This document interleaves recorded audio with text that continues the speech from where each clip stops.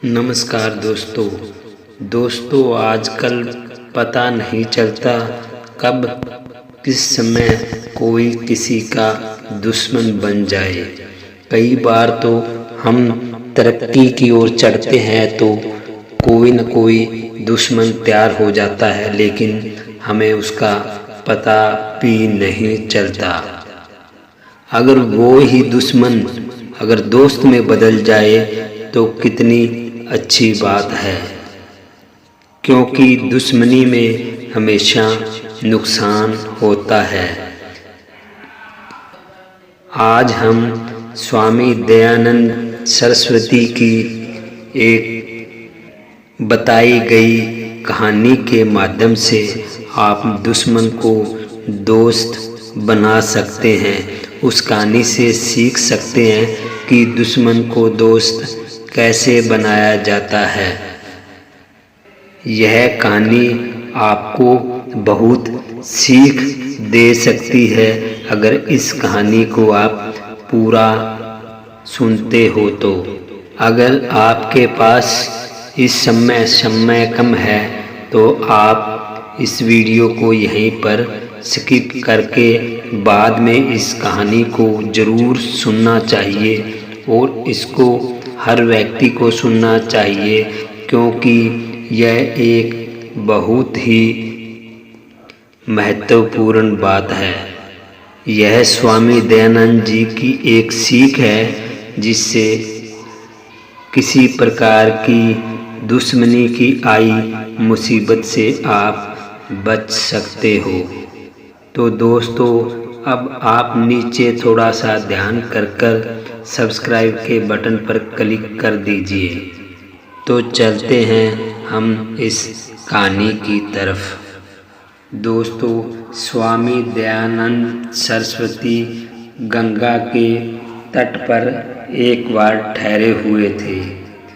उनके साथ एक गुस्से वाला साधु भी रुका हुआ था, जिसमें बहुत ही गुस्सा था।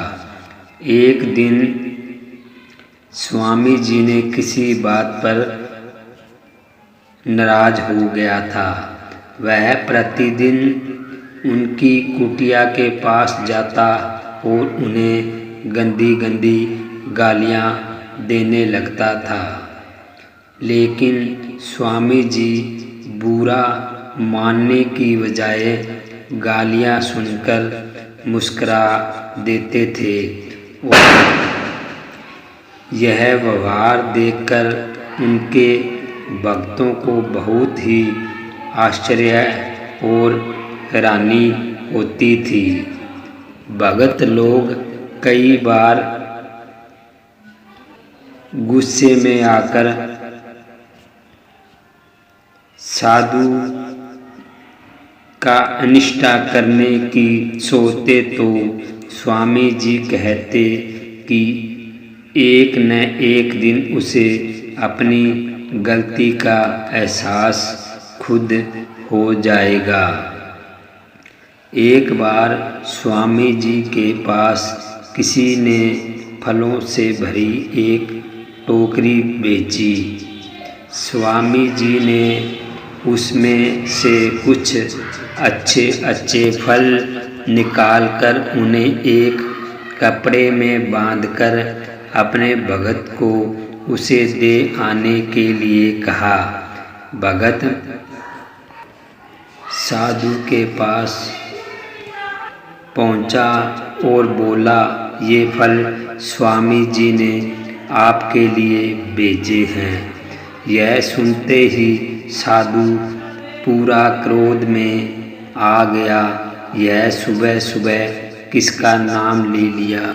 यह कहने लगा, मुझे पता नहीं आज भोजन भी मिलेगा या नहीं, चला जा, यहाँ से चला जा, ऐसे बोलने लगा। ये फल मेरे लिए नहीं, किसी और के लिए दिए होंगे। मैं तो उसे रोज़ गंदी गालियाँ देता हूँ, तो वो मुझे फल क्यों भेजेंगे। भगत ने लौटकर स्वामी जी को सारा हाल बता दिया कि साधु जी ने मुझसे यह बातें कही है। उसकी बात सुनकर स्वामी जी बोले, तुम अभी उनके पास जाओ और कहो कि आप गालियाँ नहीं देते, अमृत वर्षा करते हैं। स्वामी जी चाहते हैं कि उसके कारण उसकी जो ऊर्जा क्षय होती है उसकी भरपाई फल खाकर करें। भगत ने साधु के पास वापस जाकर यह बात बताई। यह सुनकर साधु पर तो ऐसे घड़ों पानी ही गिर गया और फिर वह खड़ा होकर उस भगत के साथ चलकर वहाँ स्वामी जी के पास पहुँच गया और उनको पैरों में गिर गया।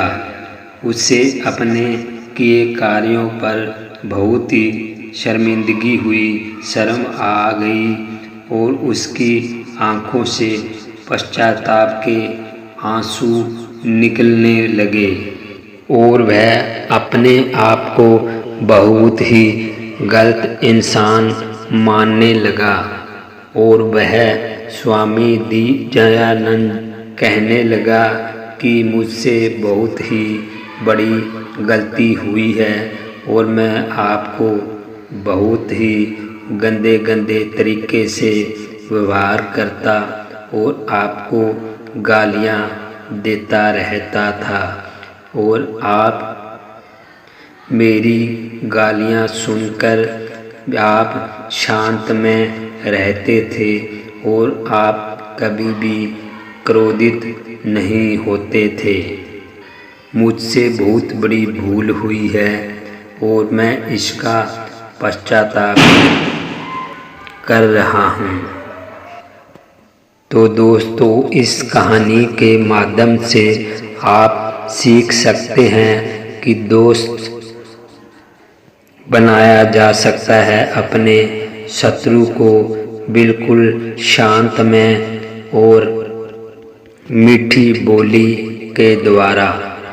दोस्तों, वीडियो अच्छी लगी तो आप लाइक करके जाना और चैनल को भी सब्सक्राइब कर लेना। धन्यवाद।